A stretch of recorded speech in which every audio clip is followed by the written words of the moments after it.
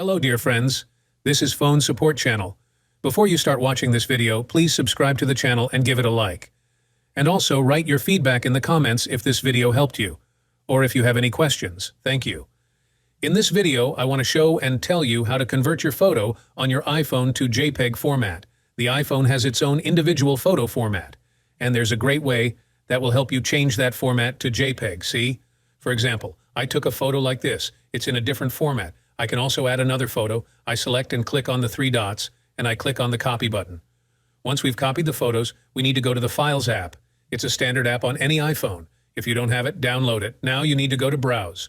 Click on our iPhone. Press the three dots and make a new folder. We can sign it with any name we want. Save it. Open that folder and insert our highlighted photos.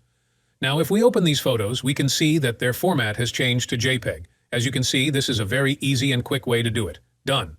There's nothing complicated about it. If you like this video, put likes and subscribe to the channel, and also watch other useful videos on the channel. That was Phone Support. Bye-bye. Thanks.